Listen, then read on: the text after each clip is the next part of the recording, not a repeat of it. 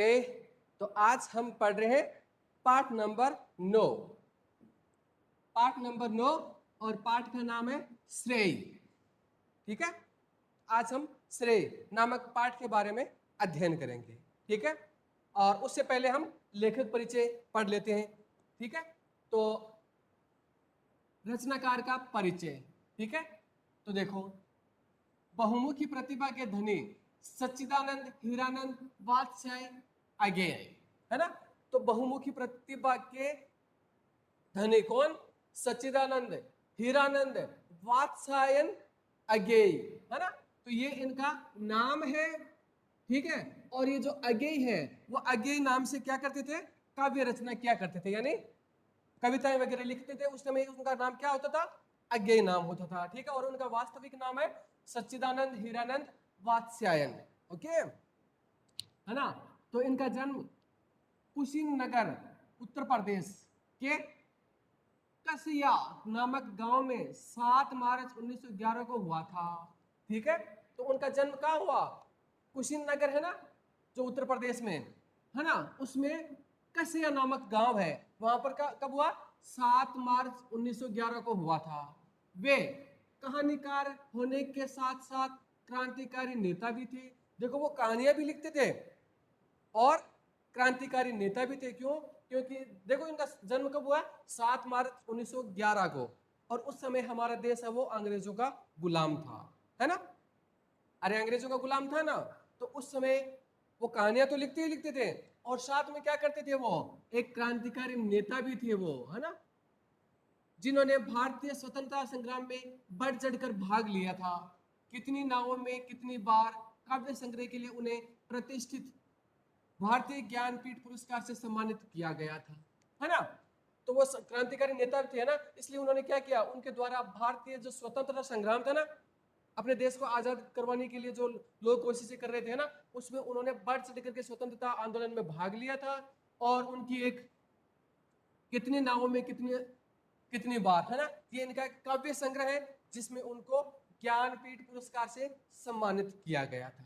ठीक है, उनकी कुछ प्रमुख कृतियां हैं। आंगन के पार द्वार, हरी घास पर क्षण भर, अपने अपने अजनबी, पायरा अहेरी आदि अगे, है ना, ये इनकी प्रमुख कृतियां हैं। और अगेजी का निधन 4 अप्रैल 1987 को हुआ था, है ना। तो 4 अप्रैल 1987 में उनका निधन हो गया, अर्थात उनकी मृत्यु हो गई थी। ठीक है, चलो अब हम कविता पढ़ते हैं। ठीक है, तो देखो पहले कविता के बारे में क्या है। ये कभी कभी हम कोई काम नहीं करते हैं, इसके बावजूद उसका श्रेय हमें मिल जाता है। यानी कई बार कुछ ऐसा होता है कि हम कोई काम नहीं करते हैं, लेकिन फिर भी हमें उसका श्रेय मिल जाता है कि वाह, आपने ये काम बहुत अच्छा किया, है ना। अरे मान लो आप होमवर्क नहीं कर रहे हो, और होमवर्क आपने घर से भैया से या दीदी से या मम्मा से किसी से करवा लिया, और मैडम कहेंगे वाह, आपने तो बहुत अच्छा शानदार वर्क किया है ना। तो वो काम आपने नहीं किया बल्कि किया दूसरे ने, लेकिन इसका श्रेय, आपकी प्रशंसा वो किसकी है? आपकी हो रही है ना।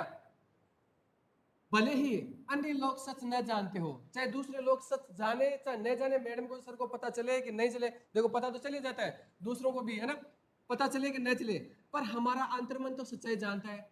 अरे दूसरे चलो कोई नहीं जानता कि यह काम किसके द्वारा करवाया गया, लेकिन अपना अंतर्मन, अरे अपना मन है, वो तो जानता है कि ये काम हमने नहीं किया है, बल्कि ये काम किसी दूसरे का किया हुआ है ना।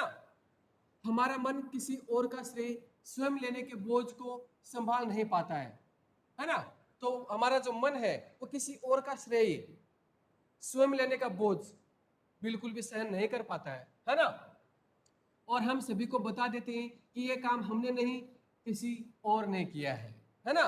तो हम क्या करते हैं? बड़ा ही शर्मिंदा भी होते हैं और बोझ से दब जाते हैं कि भाई यार, ये मैंने झूठ बोल दिया, ये हो गया कि ये काम तो मैंने किया ही नहीं, ये काम तो किसी और का किया हुआ है, और फिर भी मेरी प्रशंसा हो रही है ना। तो इस तरह के बोझ से वो क्या दब जाते हैं, और वो दूसरों को बता देते हैं कि ये कार्य मेरे द्वारा नहीं किया हुआ गया, बल्कि ये कार्य किसी और के द्वारा किया गया है ना।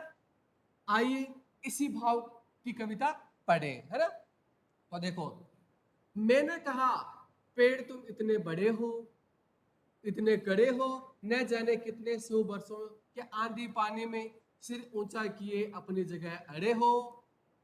सूरज उगता डूबता है, चांद भरता छिजता है, ऋतुएं बदलती है, मेघ उमड़ता पसीजता है।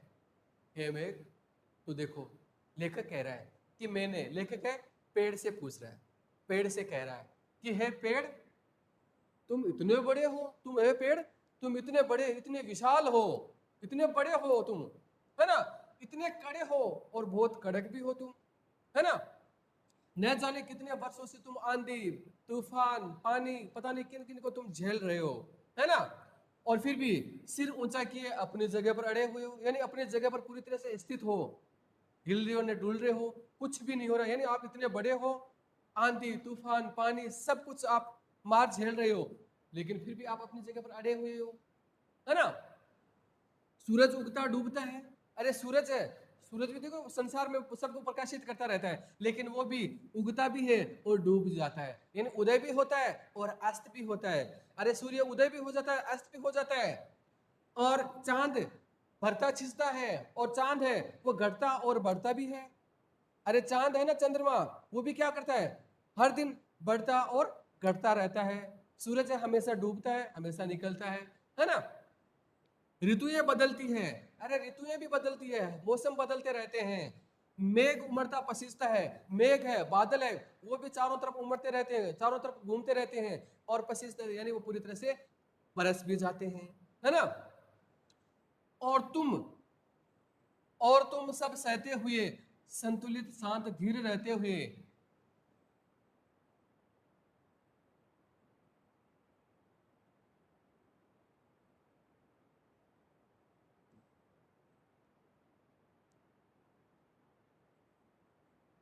है ना, तो इतने सारे मौसम बदल रहे हैं, हर तरह के मौसम आ रहे हैं, है ना, फिर भी तुम, और तुम सब सहते हुए, संतुलित शांत धीर रहते हुए, विनम्र हरियाली से ढके पर भीतर ठोठ कठेठ खड़े हो।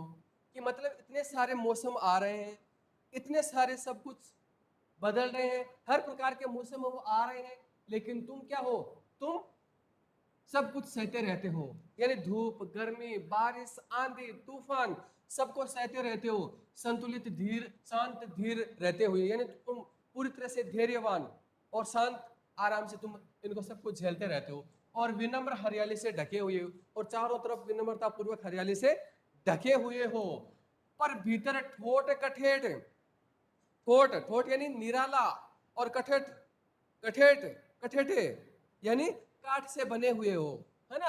पर भीतर से तुम किससे, अनोखे काठ यानी लकड़ी, है ना, उस लकड़ी से बने हुए और तुम खड़े हुए हो। क्या बात है। कांप पेड़ मरमरित पत्तियां बोली मानो नहीं नहीं नहीं, झूठा श्रेय मुझे मत दो, है ना।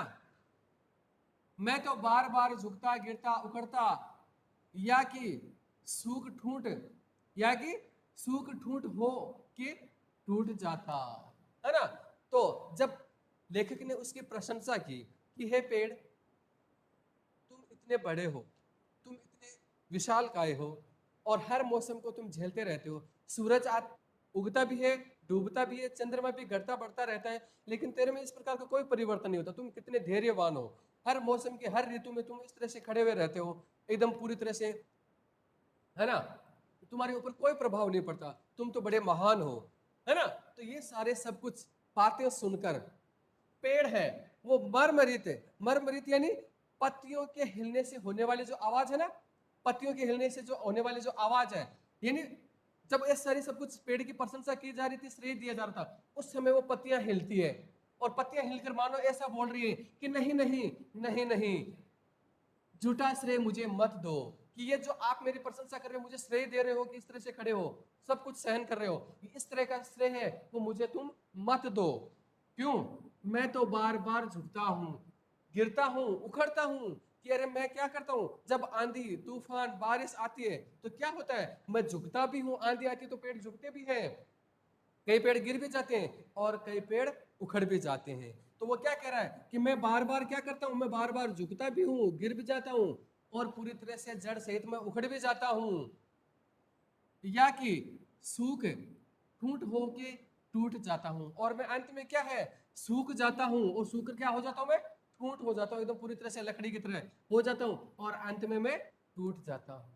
मैं हमेशा अड़ा हुआ नहीं रहता, मैं खड़ा हुआ नहीं रहता हूँ, है ना। मैं कभी कभी गिरता भी हूँ, झुकता भी हूँ, मैं उखड़ भी जाता हूँ, मैं सूख भी जाता हूँ, और एकदम ठूंठ की तरह मैं हो जाता हूँ, पूरी तरह से हरियाली से रहित हो जाता हूँ, है ना। श्रेय है तो मेरे पैरों तले इस मिट्टी को, जिसमें न जाने कहा मेरी जड़ें खोई है। ऊपर उठा हूं उतना ही आकाश में, जितना कि मेरी जड़ें नीचे दूर धरती में, है ना। तो वो पेड़ है, पेड़ क्या कह रहा है? पेड़ कह रहा है कि यदि तुम्हें श्रेय देना है, अरे मैं जो कुछ भी आज हूं, मैं किसके लिए, किसकी वजह से हूं? इस मिट्टी की वजह से हूं, है ना। कि अगर तुझे श्रेय देना है तो इस मिट्टी को श्रेय दे। क्यों? क्योंकि देखो, श्रेय तो मिट्टी तले, यानी मेरे पैरों के नीचे जो मिट्टी है ना, उसको दो श्रेय, जिसमें न जाने कहा मेरी जड़ें खोई हुई है। यानी मेरी जो जड़ें हैं वो इस जमीन के नीचे खोई हुई है, यानी इस जड़ जमीन की वजह से ही मेरी जड़ें वो क्या है, मजबूत है। अगर ये जमीन नहीं होती तो मैं कब का ही धराशायी हो जाता, है ना। और क्या कह रहा है कि मैं जितना ऊपर आसमान में, जितना मैं ऊपर में उठा हुआ हूं ना, उतना ही इस धरती में भी मैं समाया हुआ हूं। अरे पेड़ क्या कह रहा है? कि पेड़ कह रहा है कि मैं जितना इस धरती के ऊपर आसमान में छाया हुआ ना, मतलब खड़ा हूं, यानी जितना मैं आसमान में हूं, जितना मैं बाहर हूं धरती से, उतना ही मैं धरती के अंदर भी हूं। तो ये सारा सब कुछ है वो किसकी वजह से है? इस धरती की वजह से है, कि मैं धरती के अंदर समाया हूं, और धरती ने ही मुझे इतना पाल पोस करके इतना इस लायक बनाया है। तो ये जितना भी सारा श्रेय देना है वो किसको देना है? इस धरती को देना है ना। कि मैं आज हरिया हरिया अरे हरियाली लेकर के खड़ा हुआ हूं, मजबूती से खड़ा हुआ हूं, और भी मतलब इतने ऊंचाई पर खड़ा हूं, तो ये सारा सब कुछ है वो किसकी वजह से?